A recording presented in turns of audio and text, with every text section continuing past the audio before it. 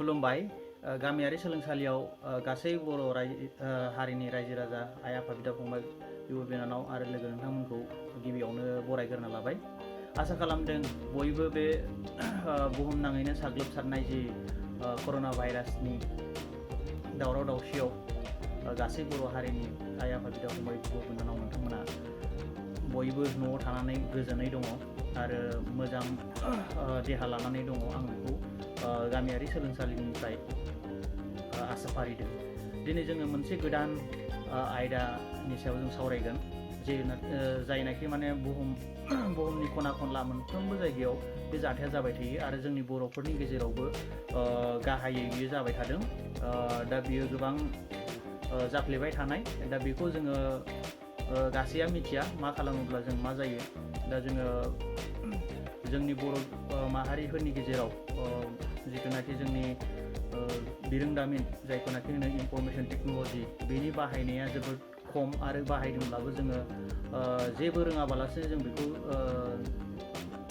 जानला मोनलायैनो जोङो बाहायबाय थालांदों। मोनसे रुल्स गैया बेनि। दा बेवहाय जोङो माखासे गोरोन्थिफोरखौ मावो। दा बे गोरोन्थिफोरखौ मावनायनि जाउनाव जों माखासे साजाफोरखौबो जों मोननो गोनां जायो। दिनै जों बे साजाफोर आरो मा गोरोन्थि मावोब्ला जों मा साजा मोनगोन, बियो भारत हादरा मोनसे खाखाना होनाय मोनसे आयेन दङ। बे आयेन मथे माखासे दफाफोर दङ। बे दफाफोरखौ जोङो सावरायगोन।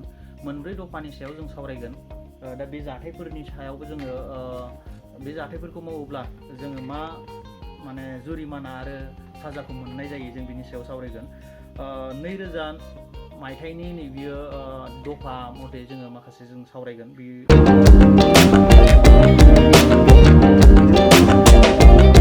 मोनसे एक्ट जादों।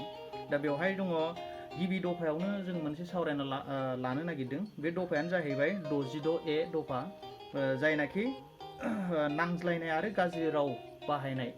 बै जिथुनाखि ससियेल मिडियाफोरनि गेजेराव जोङो माखासे फेसबुकफोराव जोङो गुबुनजों नांज्लायो आरो माखासे गुबुनफोरखौ जोङो माने गाज्रि मुं सुयो।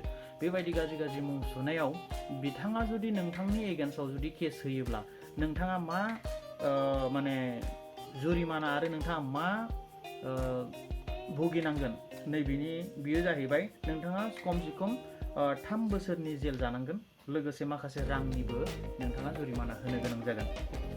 बेनिखायनो जों खोब मोनसे SMS बायदिसिना आरो मोनसे ससियेल मिडियायाव सोरखौबा रायनाय बा गाज्रि राव बाहायनो थांनायनि सिगांनो जोङो खोब मोजाङै सानै हयै जोङो कमेन्टसफोर आरो माखासे पस्टफोरखौ होनाया मोजां।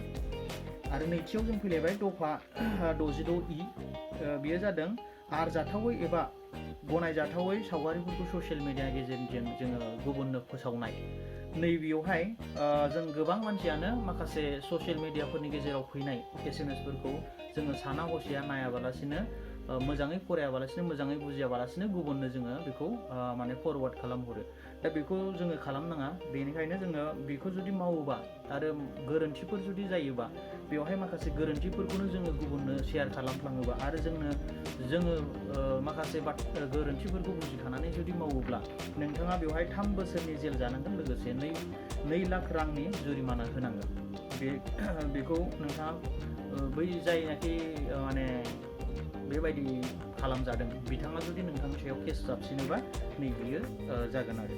दा बेनिखायनो थामथि दफायाव जों नायनोसैलाय दफा 67A 67A दफायाव बेयाव दङ आथोनारि सोमोन्दो गोनां फाइल्सफोरखौ नोंथाङा जुदि गुबुननो शेयार खालामोबा बा गुबुननो नोंथाङा जुदि बेखौ फोसावना होयोब्ला ससियेल मिडियानि गेजेरजों, बा नोंथाङा जुदि फन टु फन नोंथाङा जुदि ट्रेन्सफार खालामोबा बेवहायबो नोंथाङा माखासे जुरिमाना आरो माखासे फिथाइफोरखौ मोनगोन।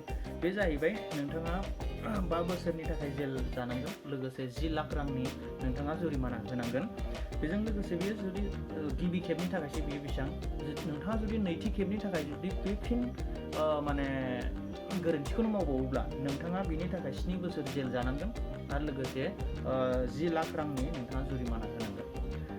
बेनिखायनो जोङो बै फाइल्सफोरखौ, सिक्रेट्स फाइल्सफोरखौ जोङो खोब सेबै लाखिनाया मोजां।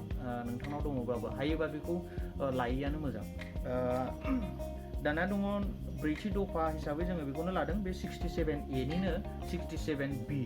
बेनिनो मोनसे पार्ट बाहागो आरो गोबां पार्ट दंबावो आं बे माखासे पार्टफोरखौ उनाव फोरमायगोन दफा 67 बियाव जोंना दङ अनलाइन नोंथाङा जुदि अनलाइनै इन्टारनेट इउज खालामनानै नोंथाङा सोरबा सासे गथ'सानि सायाव नोंथाङा जुदि आथोनारि माखासे जाथावनाङै समाजा गनायथावै आखु दिन्थियोब्ला नोंथांनि सायाव माखासे माने केस बै गथ'नि बिमा बिफा बा बिनि रिलेटेडफ्रा नोंथांनि सायाव जुदि केस जाबसिनोबा नोंथाङा माखासे जुरिमानाजों लोगोसे नोंथाङा माखासे फिथाइफोर भुगिनो गोनां जानो हागौ बेयो जाहैबाय 5 बोसोरनि जेल जानांगोन सेम एखे बे जिथुनि A67A नैबेनिजों एखे बेवहायबो 5 लाखनि माने 5 बोसोरनि माने जेल जानांगोन लोगोसे 10 लाख रांनि जुरिमाना होनांगोन नों बे गिबि खेबनि थाखाय नैथि खेबनि थाखाय नोंथाङा जुदि बे फिन गोरोन्थिखौनो मावबावोबा नोंथाङा 7 बोसोरनि थाखाय जेल जानांगोन लोगोसे 10 लाख रांनि नोंथाङा जुरिमाना होनांगोन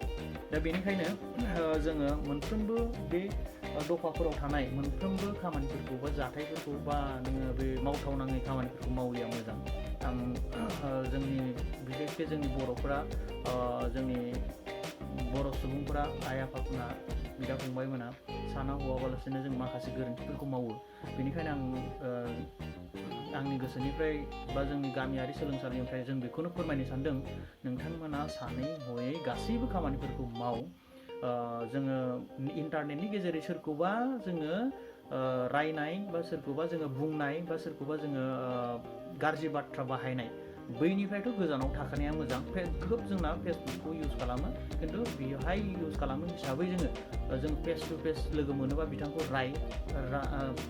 जि बुंनांगौ बुं बिनि सायाव बुं खिन्थु नोंथाङा ससियेल मिडियायाव होनाय लोगो लोगो नोंथाङा सासे दायनिगिरि जागोन बेनिखायनो नोंथांखौ साइबार क्रिमिनेल हिसाबै नोंथांखौ हमनाय जागोन बेनिखायनो नोंथाङा बेफोरखौ जाहाथे दामाव नोंथाङा केजुवेलि लोगो मोनबा रायज्लायनो हागोन नोंथांमोना बेखौ सावरायलायनो हागोन नोंथांमोना सल्भ खालामनो हागोन ओंखायनो इन्टारनेटफ्राव नोंथांमोना बेखौ बेफोर खामानिखौ मावैयानो मोजां बेनिखायनो आं बेखिनिखौ दिनैनि थाखाय आं बे भिडिअखौ बानायबाय नेक्स्टआव जों माखासे गोबां दंबावो मा खालामोब्ला जोंहा बेफोरनिफ्राय बासिनो हायो आरो माखासे गोबां मोजां टपिक्स दंबावो जों बेखौ रायज्लायनो सावरायलांबाय थागोन आं बेखौ आसा खालामो नोंथांमोना जानांगौ बुजिबाय आरो माखासे दंबावो बेखौ जोङो नेक्स्ट भिडिअफ्राव जों कभार खालामगोन दायो जेसेबांखिनि होदों बेखिनिखौ नोंथांमोना बुजियाखैब्ला माबाफोर जुदि सोंनो दंबावोब्ला कमेन्ट्स आरो खालामनानै नोंथाङा सोंनो दाबाव नोंथांमोना जुदि बे भिडिअनि गेजेरजों माबा मोनसे सोलोंनो हादोंब्ला